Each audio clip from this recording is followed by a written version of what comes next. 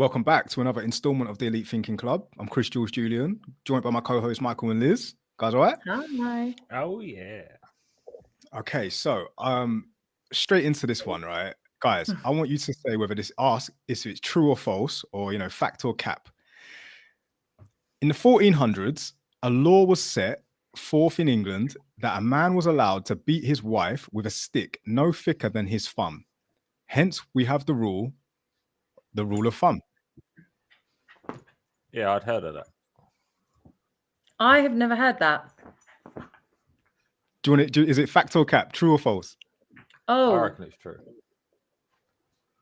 back in those days, I mean, they did some wild things. Yeah, I reckon it's true.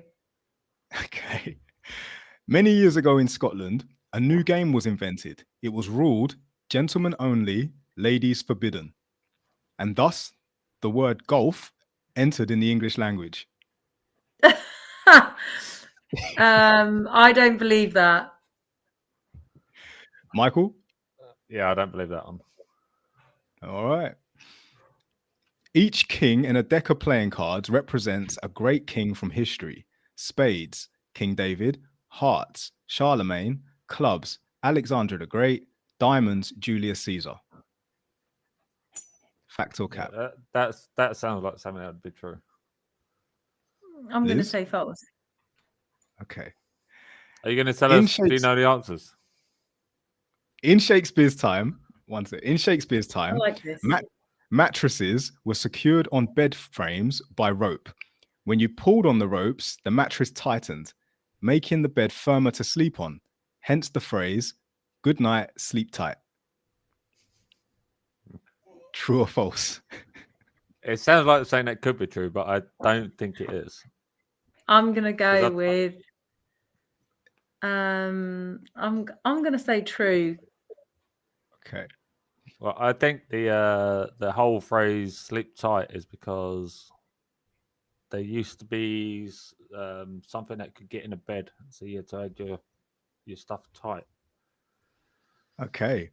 It was the accepted practice in Babylon 4,000 years ago that for a month after the wedding, the bride's father would supply his son-in-law with all the mead he could drink. Mead is a honey beer, and because their calendar was lunar based, this period was called the honey month, which we now know today as the honeymoon. True or false? I'm going to say true. False. Because you went into a lot of depth. Okay. That's what made me think it's false. Since 1966, England fans have said they're going to win the cup at the start of every football competition. Hence the phrase "deluded twat." True or false? True. We know that is a fact.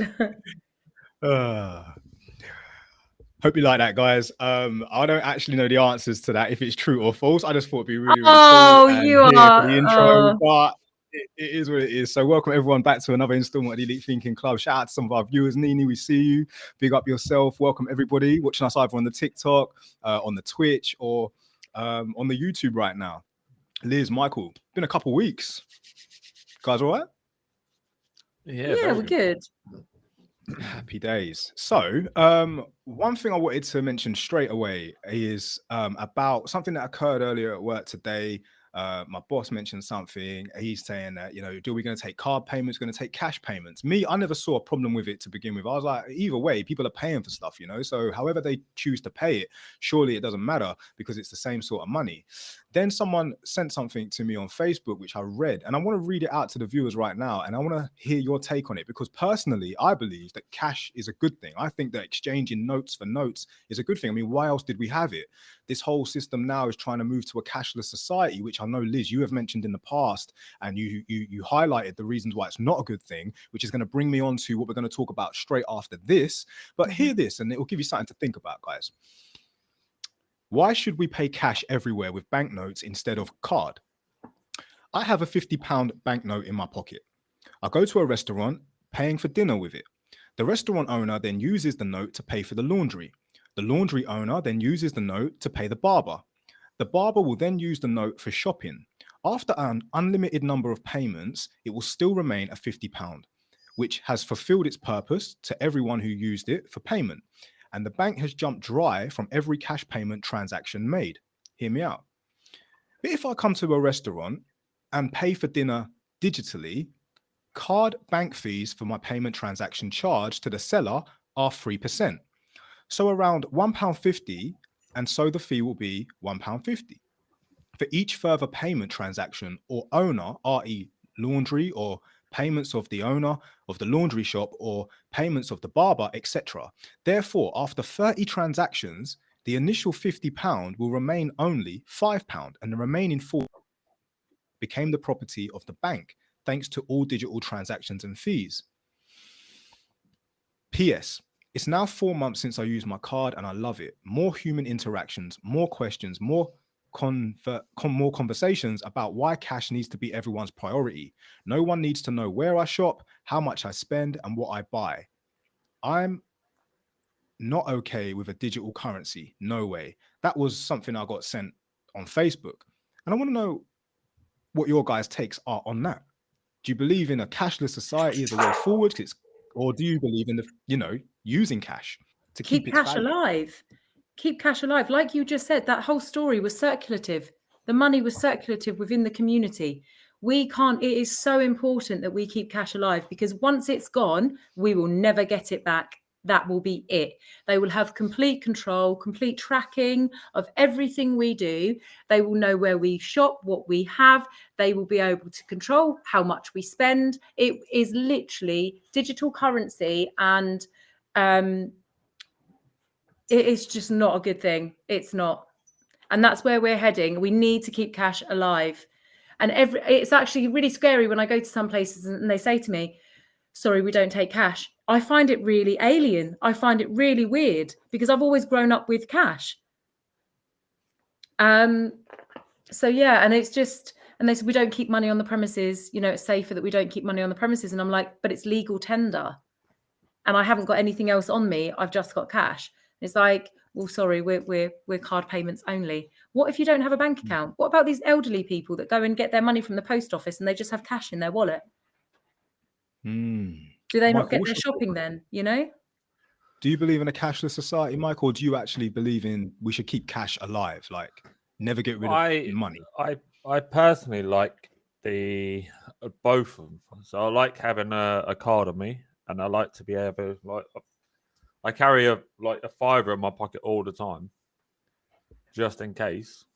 But yeah, so I like a mix of them. So I like the fact that I can, if I owe someone money, I can just transfer over it to them straight away. I don't have to go to a cash point and get it out, or carry cash with me all the time, because I lose stuff. I've lost so much money. I reckon I'd be quite wealthy if I didn't lose money all the time. It's a difficult one, because there will be some people out there who believe that they're trying to get rid of cash so that they can control, because at one click of a button, they can generate money out of thin air. Yeah. You want a loan, and they'll be like, clickety click, there's 10 grand made from nothing, because it used to be based on a gold standard. You know how it was. Then when time went on, you should look into this. They changed it. So then therefore it had no value backing it. So therefore they can literally create it and evaporate it like that. And at the click of a button, they could shut down our accounts. So all of the money you think you had, which is actually nothing, you don't have any physical anything, can be completely shut down. Whereas if you have it physically, at least you have got it. Do you get what I mean? Yeah. And that leads me on to something, right? I thought this phrase up the other day, and I wanted to just like quickly look into what the words actually mean real quick. And I had to ask myself, like, because two sides of my brain, right? I got the conspiracy side and I got the observational side. I got to the point where I've realized now I'm actually no longer a conspiracy theorist. What I am is actually an observationist. Things that are coming to light or are being shown over and over again, quite obviously now, I'm no longer a conspiracy theorist. I am actually an observationist. I am observing what is happening around me. And it's very, very obvious. So there is the theorist and then there's the observationist, and it's like, I am, get what I mean? I repeat myself. I don't want to repeat myself, but what do you guys think to that? I think you're right. I think you're 100% on that. 100%. What about you, Michael? Are we witnessing now things that are happening that people used to say ages ago, and they were Yes, like, "You're a yes, conspiracy we theorist. are. You're a Yes, conspiracy we theorist," are. and it's like, I'm not a conspiracy theorist. I'm a fucking Yeah, observationist. Look at what's going exactly. on. But I think there's like we spoke about this before. There's some people that can see stuff, and there's some people that just don't, which is fine because they're just not open to it or whatever. They just don't see it the way you see it. But the ones that saw it and were saying things, they were called crazy. Oh, you're crazy. You're a conspiracy nut. No, actually. And then things are happening. They're like, oh, those conspiracy theorists were right. Actually, they weren't conspiracy theorists. They were just very, like you say, Yeah. observational. So, because as soon as, let's go back to how it all began. As soon as the pandemic kicked off, obviously I started this elite thinking club because my conspiracy theorist brain was going nuts because I'd read a lot of stuff in the past that had been showing that this was their plan. It was almost like this has always been set in motion. And when it happened, I thought, oh, okay, this is it. This is actually it. They're going for the global control. And I was like, I don't know who they are, by the way. I just want to make that. Yeah. Like, I don't actually know who I'm talking about, in a sense that some people call them Illuminati, some people call them like Freemasons. We've done episodes on this in the past. I can put the links in the description for you guys to check out where we explore it. But ultimately, there is like a ruling elite. And I believe they'd love nothing more than to enslave the masses as a whole and keep us under control so that all we need really is food and accommodation. Hence, new slaves, like Kanye West would say. We can't have that. We can't have that because it almost takes away our freedom. But then it conflicts with my gratitude. I practice gratitude a lot, to the point where I honestly believe that I'm so lucky to live in this luxurious lifestyle, right? To the point where I really didn't contribute to much, but I take a lot from it. This lighting, my microphone, my food I eat, the trainers I wear, the socks I wear. Do you know what I mean? The toothpaste, I brush my teeth with the toothbrush, the hot water, the clean water. I didn't create any of this. It's just here. And my gratitude seeps deep like that. And I think I'm so grateful for this. Now, that brings me on to the next thing. Evolution, not revolution. How does that resonate with you, if it does at all? Do you get what I'm saying when I say that? Or what does it make you think when you hear that?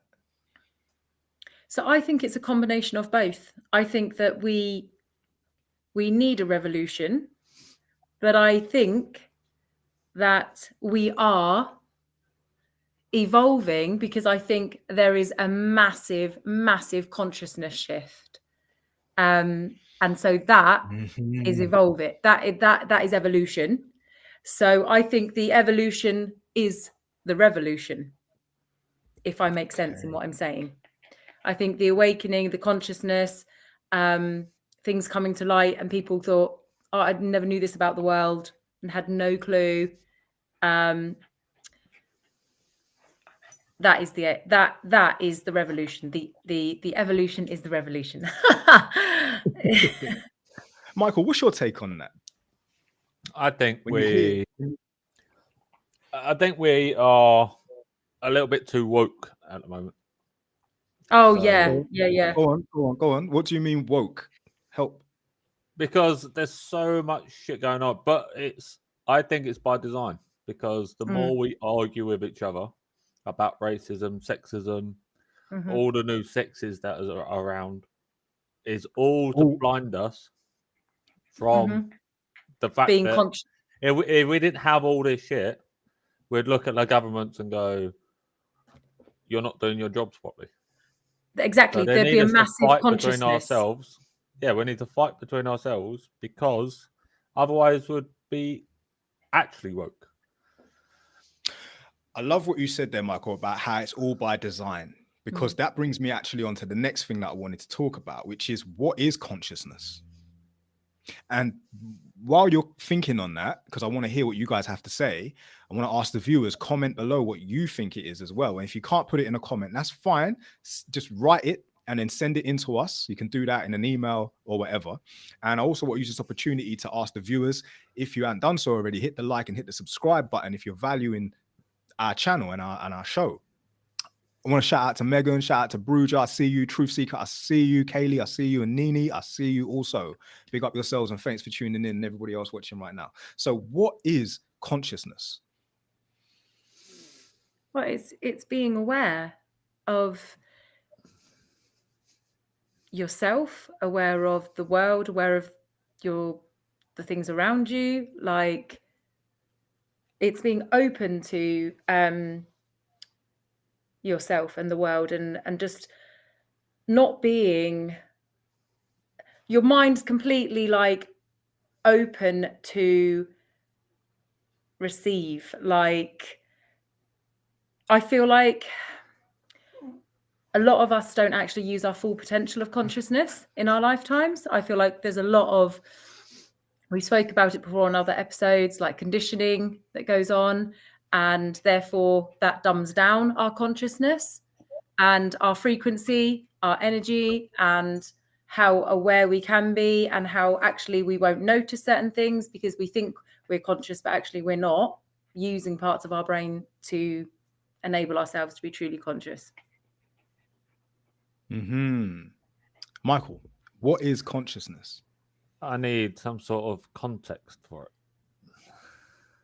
because it all depends how you look at it. Because if you're on about like, are ants conscious?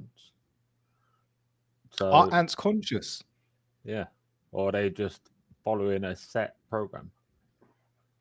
It's like animals that, like I was thinking the other day about my cat. Like, how does he know that he's got to clean himself all the time? Like, it's just in him to do that. So yeah, it depends how far you want to go into it. I'll ask you, are plants conscious? Well, there is You a mentioned big debate ants, about you it. mentioned the cat. Yeah, Are plants conscious? there's If a I big debate plant, about it. if I plant a seed and I put it in a box, square box, but cut one square out of the dimensional shape, would you agree that the plant would find the path of least resistance to sprout its roots? Yeah. It would realize that there is a box there is a block there. If it can't go through the block, it Yeah. changes direction. I think plants For are something, conscious. for something to know that, Yeah. for But something again, to know, it has to that's be with aware, it has to be conscious. not really, Now, because that is the take away. instinct. It doesn't Oh, have to so be is aware. that similar to a cat cleaning Yeah. itself? Is it instinctive or is it conscious? Okay. Consciousness. Yeah. So we've done episodes before on collective consciousness and how the power of the masses collectively can create an energy and a vibe that suits and purpose, right? Then we've talked about the battle against, if you will, good and evil. The consciousness is constantly at a butting heads. It's almost like you said, Michael, by design, they create labels and isms that separate us as to not create the collective consciousness. If consciousness is awareness, and we are living in a world where some are of the same vibe and some are against it, would you agree that consciousness isn't actually one thing? It can be a multiple of things. Yeah. I agree with that. That's why I said I need context, because it's, to me, it is a lot of things. So I can't narrow it down to one sentence. If I was to split it down the middle and say there is good and evil, if you will, like it's been written in many different scriptures, in many different forms, shown in many different films, from like Star Wars with the Jedi and the dark side, all the way to, give me another one, another example, consciousness, Superman. good and evil. Yeah, Superman and Lex if you are Luthor. right, if you get what I'm saying, it's all about shifting the consciousness. The narrative that you're born into this world was set up, like you say, all by design, Michael. If some would call it the Matrix. And there are those who are aware, those who understand that actually that's not for us. A lot of spiritual people talk about how they can separate themselves from the matrix, if you will. They go to source being the very start of life. Someone asked me the other day, how do you like understand when you're being Chris Jules Julien and when you're being your spiritual higher self? And I explained it to him like this. I said, my body is my vessel, right? My source of power is within. I am the brain that tells the body what to do. I make this arm move, I make these lips move. Therefore, I can interact. Yeah. Now I said to him, see that car over there? If you get inside that car, you become the brain of the car. That car won't move unless you tell it what to do. Do you get what I'm saying? And he was like, yeah. I never thought of it like that. And I said, but this is it. So many people don't understand who they are because they're too overwhelmed with what they are, constantly trying to be. But what I explained was life, if you're conscious enough to understand, is a very short or long period, depending on your time frame. But when you die, it isn't like you're gone, because that's like you getting out of that car and choosing another one. You hear people talk about past lives. You hear people talking about I had an out-of-body experience. It's all making sense now, because what you are and who you are, your consciousness. Now imagine you want to go closer and closer to the source. And the source, when you were first born as a child of curiosity, you didn't have the ego. You didn't have the need to, I don't know, almost please others, almost fit into the matrix and all that sort of stuff. And then these spiritual people talk about consciousness. We are aware of who we are, not what we are. And that is the battle, because the system has been designed so well to keep people away from, if you will, the battle of good and evil, from the higher consciousness and the higher self. And then you've got the low vibration, the lower self, because they're so consumed by ego, so consumed by, do you get what I'm saying? Which brings me on to the next thing. Activation of the mind versus the deactivation of the mind. Talking about how it's all by design. They asked me, how do you lift your vibration? How do you find your higher self? And I tried to explain to him, there are things that are legal, that lower your vibration, they lower your activation. And there are things that are illegal, that enhance your activation, that lift your vibration. Do you understand what I'm saying? Why is that, do you think? Because if we had access to it, then we'd all feel too good. Russell Howard actually did on his show, actually spoke about like magic mushrooms.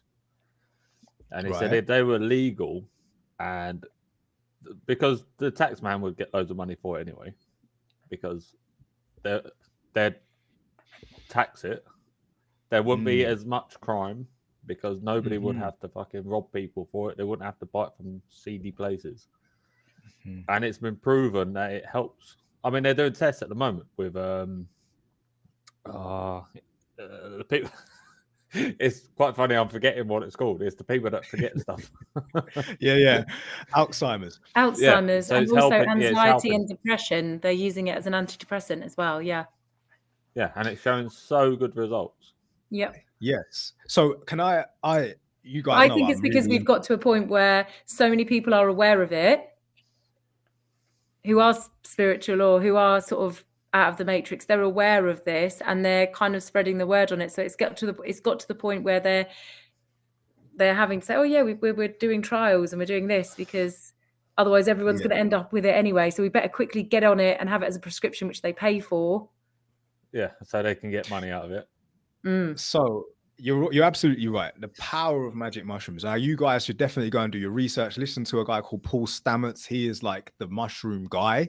He's the one that's bringing it. He's always pushing it. He's the pioneer. He's like the flipping, if you will, ambassador, right? And I listen to this guy. I like him a lot, and he explains things very well. He articulates perfectly. One thing that I've realized more than anything is that a lot of us have access to archives of memories in us, right? In our minds, in our brains. But the neuron paths, like the electric firing paths, they're just not active. They're dormant in us. Now, what the psilocybin does, what the magic mushroom does, is it activates that.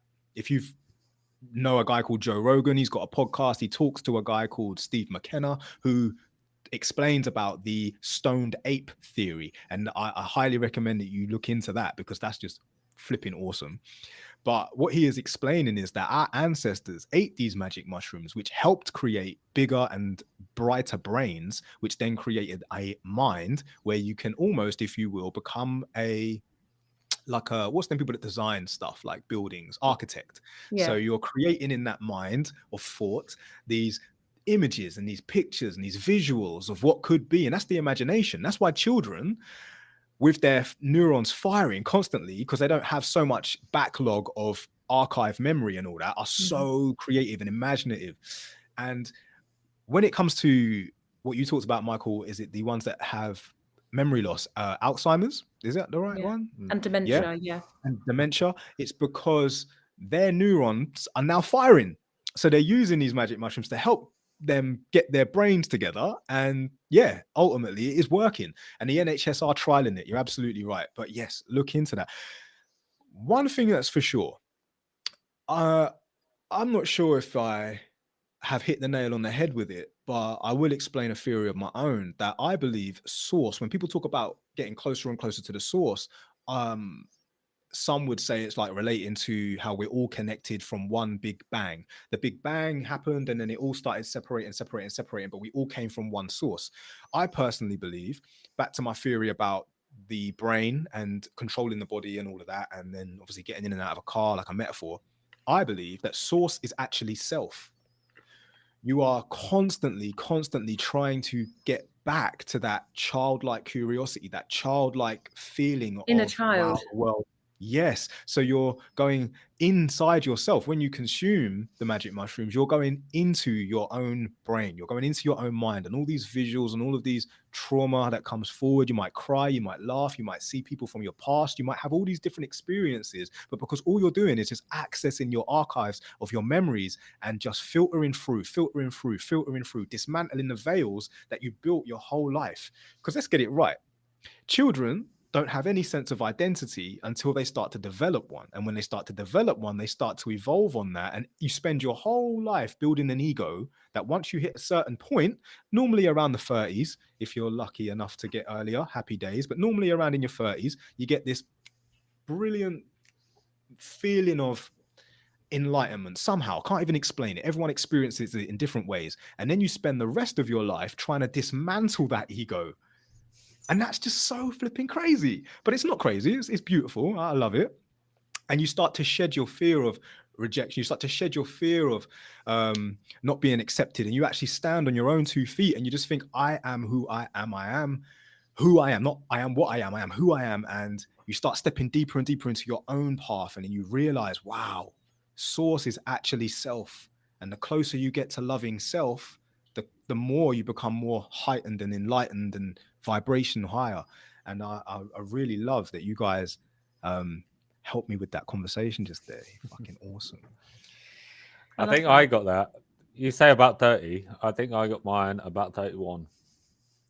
Yeah. When I left the army.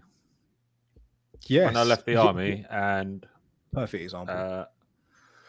Because I mean, we've spoken a bit about the army before, but when I only joined the army because my dad told me how good it was and how brotherhood it was. And when I got there, to me, it felt very cliquey.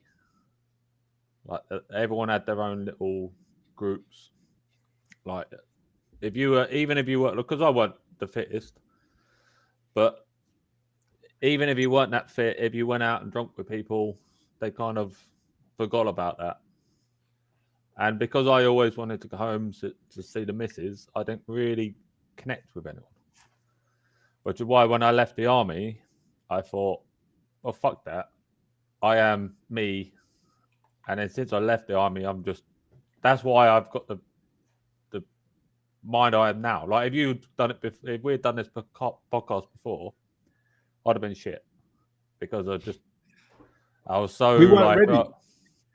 Michael, I couldn't have done this podcast who I was before. Forget, like, I was a soldier with you. We met in the army. We actually got on, you know what I mean? We just clicked like that anyway. Who knows? Our future selves may have knew this is what we were going to be doing. But you're not wrong. And I want to back you on that. Being the young man who I was as a soldier was very conditioned, very, very narrow-minded, almost tunnel visioned into thinking, because of the conditioning and the programming and the propaganda and all of the things that came with it. And I was young, you know, influenced very, very, very much so by media and all sorts. And you're right, when I got out of the army, which was a God gift, by the way, I would never have got out had I not been injured, but it was such a gift from God. Which actually brings me on to the next thing. But it was almost like, now is time for you to move on to your next stage.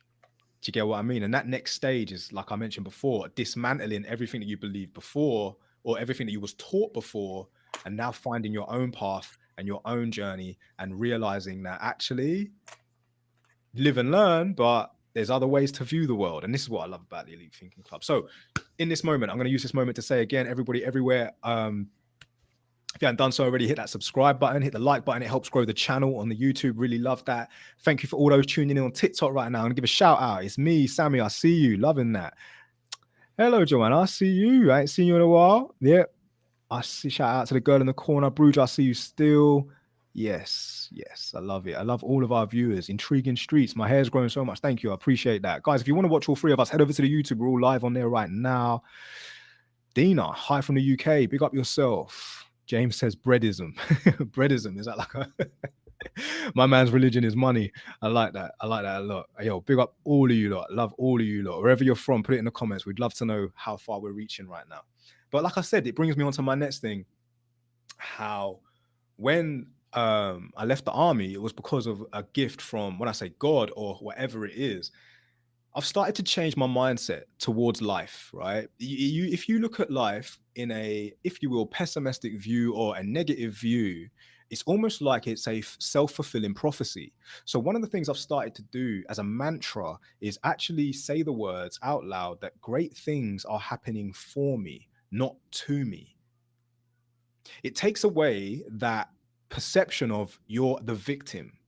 And, you know, we talked about earlier about gratitude and how I really go deep into it. I am so fucking grateful. I didn't build this house that I live in, yet I live in it. It's got heat in, it's got hot water. And even though I'm not, because comparison is the thief of joy. I don't know who said that, but someone said that, and I've learned that. But it's a fact. If you're constantly comparing your life to someone who has, I don't know, 100,000 million or however much, that's not even a real number, but someone who's mega, mega rich, you're always going to be robbing yourself of the things you have right now. And to be grateful for the things you have right now. Do you have electricity? Do you have heating? Do you have clean running water? Do you have food? Do you have a phone that you're watching us on now? We've got so much luxury to be grateful for, right?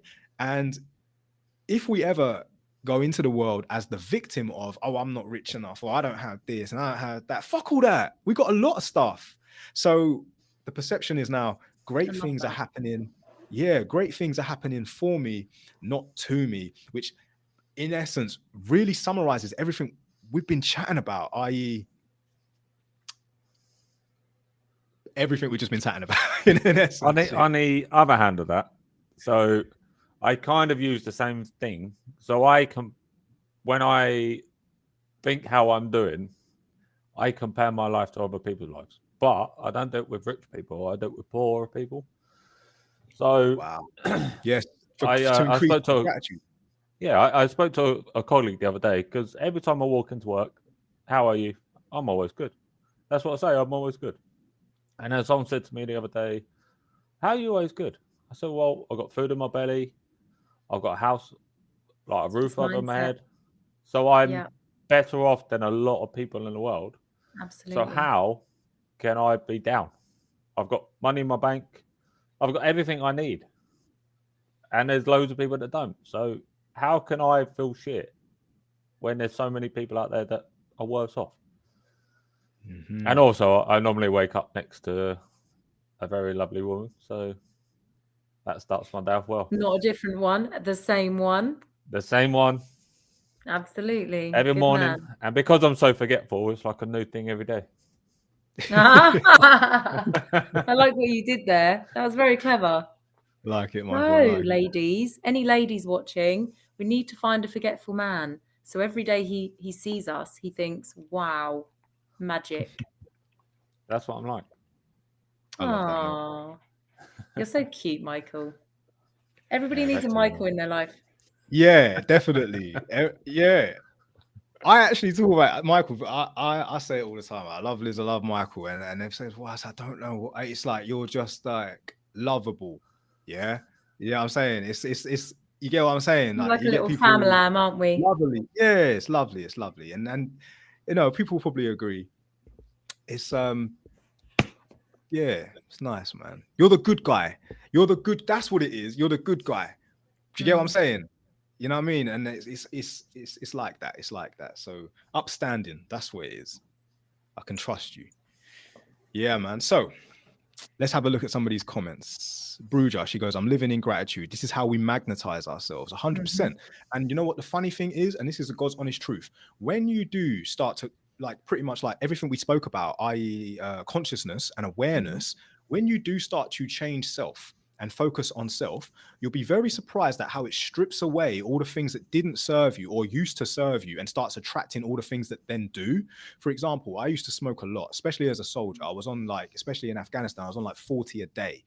Then when I got back from Afghanistan, I went straight down to 20. And then when I became a PTI, I completely stopped. And the funny thing was, this is the magical thing. Everyone else around me didn't smoke. It was almost like I stopped. There was like a frequency. It was almost like I wasn't attracting smokers anymore. And it's funny, I look around my life and I'm not surrounded by any, but this is like it was just a moment of clarity for me. I was like, wow, that's how that works. You know, like I don't drink Like the any power of alcohol. proximity, isn't it? Go on, Liz. So it's Explain. like the power of proximity. So like who you surround yourself with, you know, their words, their thoughts, and their energy, you take on board and you soak up. So it's very important where you put yourself and who you surround yourself with, because energy is energy, right? So if you're around people that are pessimistic and negative, that's going to bring your frequency down. And if you don't branch out and you don't have any optimists or positive around you, or people who strive and are ambitious, you're always going to stay at that frequency level of the of the where you are approximating, who you are surrounding with. So yeah, it's the power of proximity. It's the same with like when you built this and the people that got involved, and people who are conscious, people who want to learn, people who want to unlearn things, and it just grows and grows and grows, and you grow with it, and so does your consciousness. So it's the power. And they say like you become like the 5 people you spend the most time with. Proximity. So make sure that those 5 people are Good for you. Good are for good you. for your soul.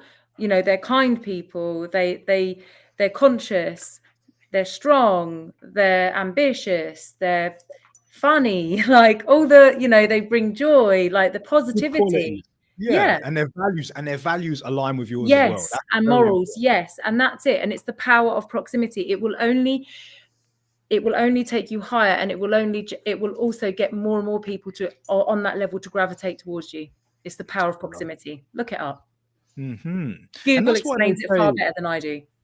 yes, cool. But sometimes they also say, the higher you go, the lonelier it becomes. Because if you think about the masses adopt a mindset and almost a conditioning that, if you will, serves the matrix. Because, and again, I'm not against it because it's evolution, not revolution. Yeah. If anyone's ever read the book Animal Farm by George Orwell, you'll know Brilliant book. that I love it.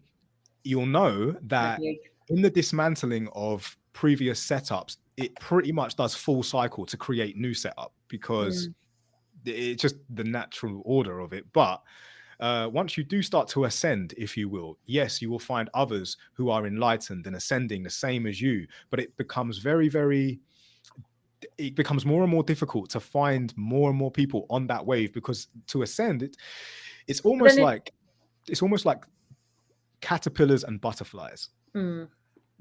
In nature, and nature will dictate this, caterpillars can hang around other caterpillars, but once one chooses to become a butterfly, butterflies don't hang around with caterpillars. they've become butterflies and they got wings and they're flying. They're like, I'm really sorry guys, but I have to fly, like I have to go, like, and they're like, but you were one of us once. It's like, well, listen, I can't come back, but you can join me. Do you get what I'm saying? Yeah, that's a great analogy. And it's definitely something I always remind myself, not to be like sanctimonious, not to put people down, but I do try and bring them up. I'm like, come on, this is the direction. And they're like, I don't know. This is I'm where you like, want to fucking hell, be. you got wings, man, fly. Do you know what I mean? Do you know what I mean? And then sometimes there are some people who literally cannot join me, and I'm okay with that. And in that scenario, I just openly admit, you know what, I gotta go, because in the presence of you guys, I'm like an eagle amongst pigeons. And I'm sorry I got a sore. You guys, you want to go and peck the floor? Fine, I'm gone. And I'm soaring away. But hey, it's all fun. It's all fun.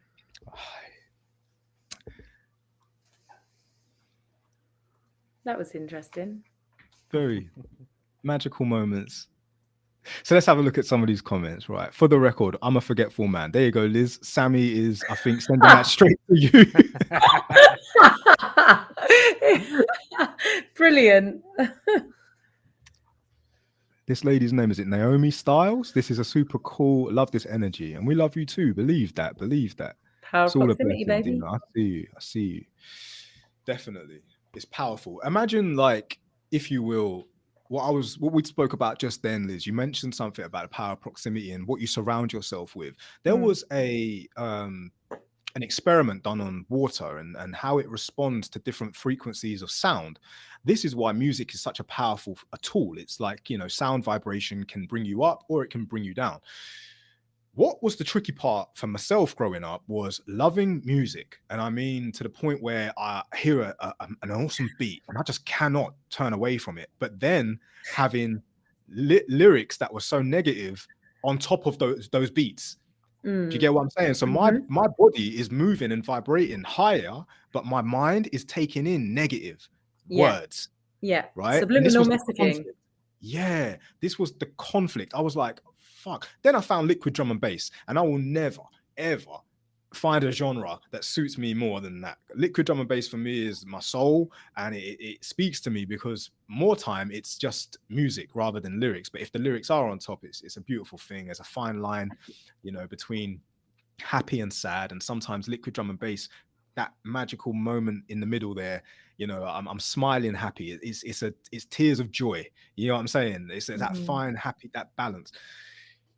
So yeah, always be aware that from the books you read to the words you say or hear others say, you are logging that. You're consuming it almost, and you are what you eat.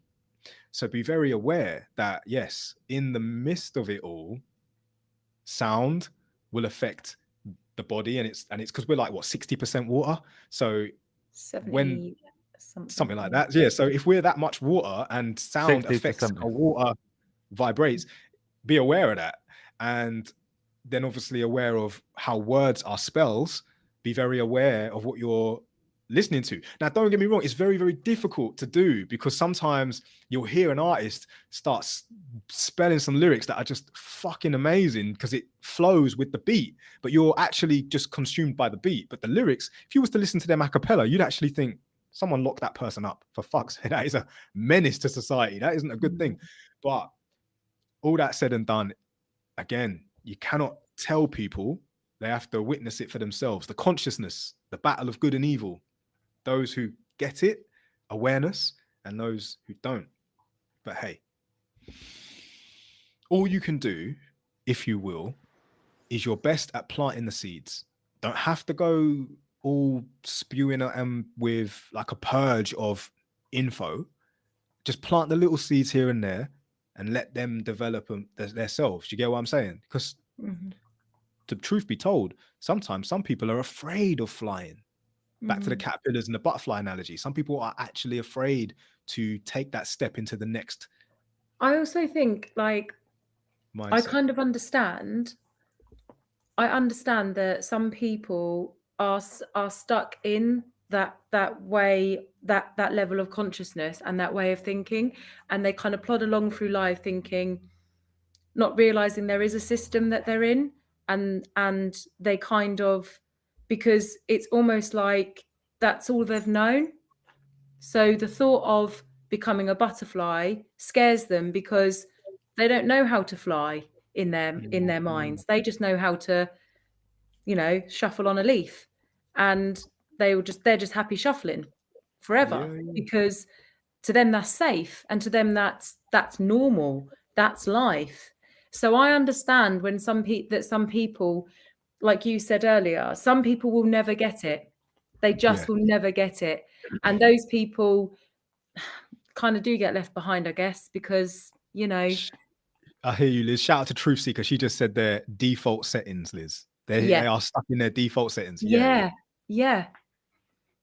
And it can be frustrating when you try and open these people up and you're like, you think you can help wake them up.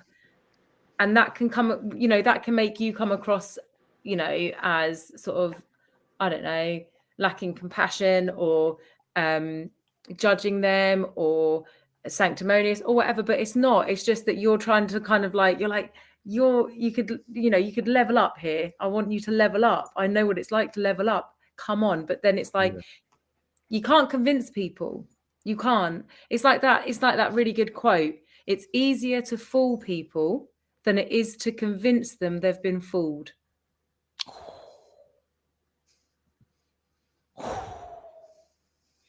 It is. I love that, Liz. No, I love that. It's the truth.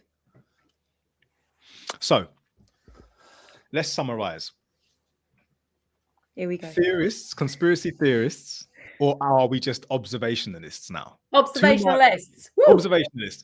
So much is going on around us. We are observing it. This is no longer conspiracy. We are very aware of what is happening as far as ruling elites and globally trying to dominate. And then there's the opposing force, which is us, like, if you will, take the metaphor of good and evil. And yeah, we are fighting it, whether it's Lord of the Rings, like, you know, the battle in Mordor, and you know, whoever, or if it's Star Wars and you've got the Jedi and you've got this dark side, and or just, you know, the Bible, if you will. Then we have evolution, not revolution. One of the things that we are definitely doing consciously is evolving. And I love this because I think this battle has been happening for a very, very long time. People like us before us were doing their best for us. Do you get what I mean? To pass on the knowledge, like higher self, vibrate higher, find that frequency and tap into it, and escape the matrix, if you will. What is consciousness? Consciousness is awareness of self within the matrix, right? And it's not what you are, it's who you are. Who are you? I'm soul searching. I want to know who you are. And who you are is the child before they develop the ego to make you what you are. Do you get what I'm saying? Right.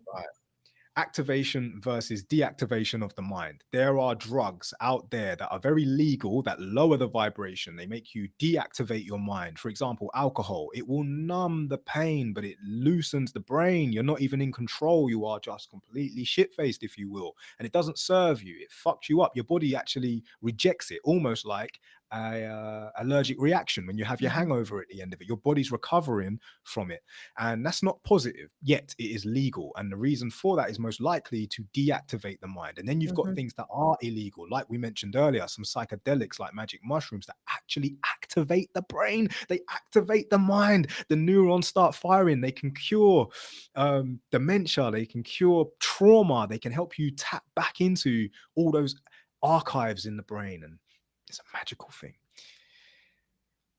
And mantra. The words you speak, great things are happening for me, not to me. We do not play victim. We're not victims here. We are very grateful to be here. Look at this lovely, luxurious world. I can go for a walk and I'm all right. You know, I can drink clean water. I can have this conversation with you guys on the internet. Flipping hell, the internet. I mean, we are living in a time where we have so many good things going for us because they're happening for us. Do you get what I'm saying? That, ladies and gentlemen, is the summary of tonight's episode and everything we've touched on. If you like it and you've watched it this far, guys, hit that like button and hit the subscribe button. Help us grow this channel. We're currently at about 350 subscribers, and we really want to get to 500, because when we get to 500, Michael's getting a tattoo of the Elite Thinking Club on his arm. And when we get to 1,000 subscribers, we will be doing a live episode at a haunted church here in Essex, which, yeah, we've done an episode on. I'll put the link in the description. Right. Michael, Liz, is there anything else you would love to add to this episode tonight for the viewers? I've bloody loved this episode. Maybe not for the viewers, but I've actually eaten vegan chocolate from Google. Congratulations, Michael. Check you out, And it's Michael. actually not that bad. I thought, I didn't even realize it was chocolate. I thought you were trying to break something with your mouth. And then when you started eating, I was like, what the hell? It started out at 7. Yeah, I saw. I want to say big up all of the viewers tonight. I mean, there's so many people that have been commenting here live on the TikTok, and I really appreciate you all, guys. You're just absolutely amazing. And thank you for tuning in every week. We normally go live at about 8:30, and you're always welcome to join us. If you want to, you can join us on the Discord channel. We have also a Twitch channel, and we're there on the YouTube as well. So, and if you do honestly have anything that you want to mention for us that you want us to speak about, do email in or just comment or just message somehow. Get the message to us, and I assure you I will try and put it into an episode for you. And by the way, just so you know, our 2-year anniversary is coming up in January. So if you do have anything you want us to talk about on that episode, because I feel like we're going to do a special one for that, message in and we will cover it 100%. So Michael, Liz, guys, again, thank you so much. You're just incredible. You're always here, and I love you for that. You've been here since day, and I cannot replace you guys. I flipping love you guys. So from me, Michael and Liz, guys, thank you so much for being here again, and we will see you again next week. All right, everyone everywhere, thanks for being here. Bye. Peace and love. Thank you.